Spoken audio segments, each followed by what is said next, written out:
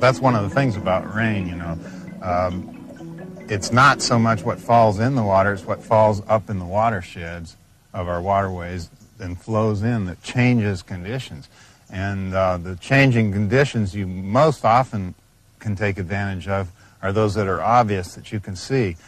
One of my favorite things to look for is a change in color of water, as we talked about. And these creeks that come in and flow attract all kinds of things because it creates an edge of sorts, just like weeds or just like any other edge. And sometimes, you know, that's when the change is most dramatic, because then you have dark water and perhaps even a sunny day afterwards and mixing with clear water, so you've got all kinds of different things coming together. The rain tends to flatten the impact of some of the creeks coming in sometimes, but you definitely, they get really concentrated after the rain stops and the sun's out and you've still got this water coming in. So many things change when it rains. You can't pinpoint any one of them, but the fact is it creates a very dynamic situation from one that was very kind of hot and stable. And this concentrates bait fish in different areas, and it makes some wonderful fishing opportunities. When it rains, I move to the outer edges of things, realizing that water's coming in, water's flowing through the cover. I'll go to the outer edge, and I'll also go right to the very inner edge, to that backwater behind the weeds. That's often the time that you can get back in there and catch fish in 6 inches of water or less, and a lot of big fish too.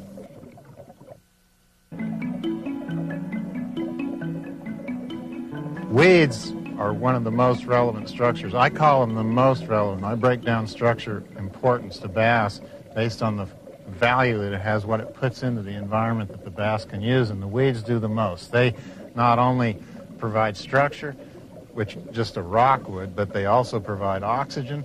They provide a food base for the bait fish, and then a place for the bait fish to hide. And they clear the water. They will remove the nutrient that makes murky water, that makes like a plankton bloom, and so they make predation in some cases easier for the bass, especially when something's vulnerable on top. You know, the bass can see a long way, so that's when topwater lures become a very good choice. The weeds produce oxygen, and the oxygen will peak in the highest, brightest light times of the day. And when the lights go out and the sun goes away, they start to consume oxygen, and the fishing will actually fall off. As a matter of fact, it can be measured with the pH actually falling. With no vegetation, and you have nothing producing oxygen, and fish can shut down in the absence of oxygen and just lower their activity levels. So that's the best thing for them to do, and they've got to cover the weeds to hunt from. So, you know, the top water is a great choice.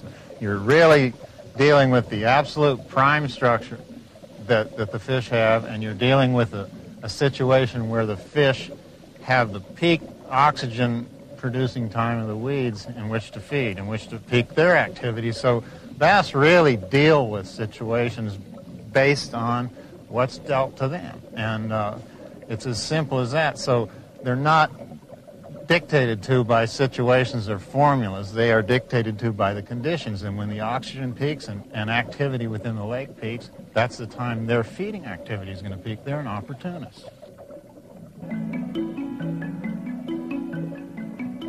Wood is the most relevant structure in a lot of lakes. You know, we can talk about preferred structures, but the preferred structure is the structure of abundance in a body of water. And there's so many lakes that have so many opportunities to fish wood that we can't be a versatile bass fisherman, even an adequate bass fisherman, if we don't understand how fish relate to wood and how fish relate to trees in the water and all the different aspects of wood. I mean, you can even throw docks in there for that matter.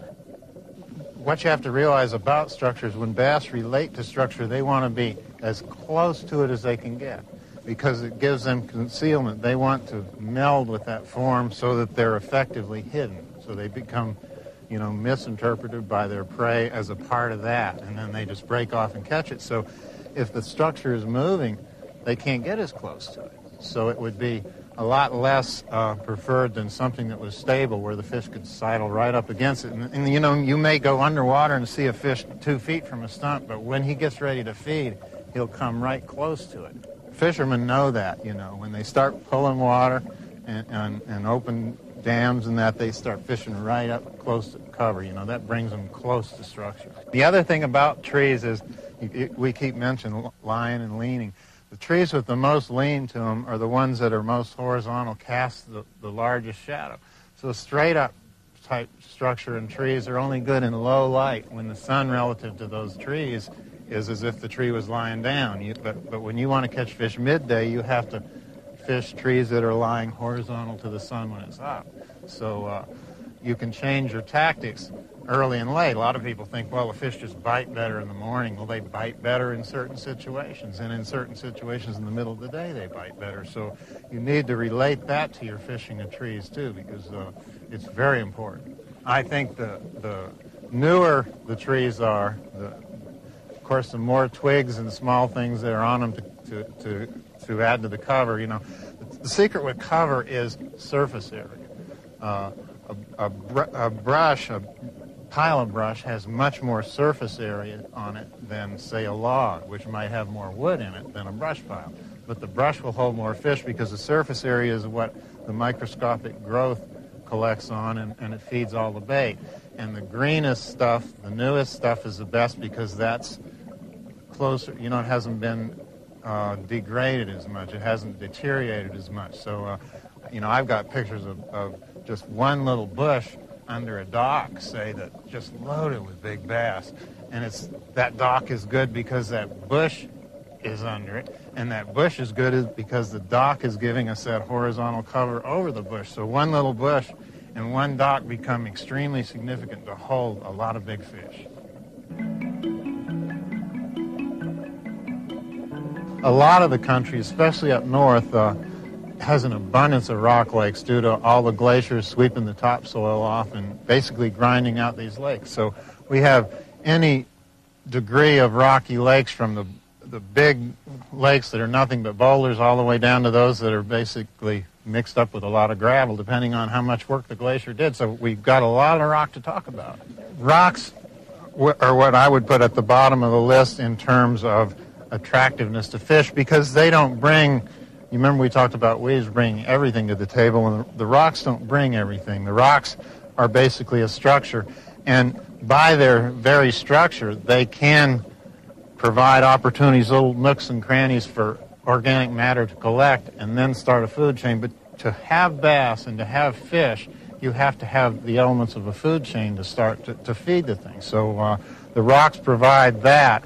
And where the lake is predominantly rock, that's what you have to deal with. So you have to be able to choose the best kind of rocks. You know, one thing about riprap, we talked about the importance of current. Riprap is put there by man to combat erosion. What does that tell you? There's current there. They put it around the dams where the water pull is the greatest. They put it where there's shoreline erosion, on jetties and that, where there's waves. So all that water action is what makes riprap key. So when you fish riprap, look for those areas of dynamic water and the times that the water is dynamic, and either rough weather that'll shake all the prey out of those nooks and crannies, or when they're pulling water.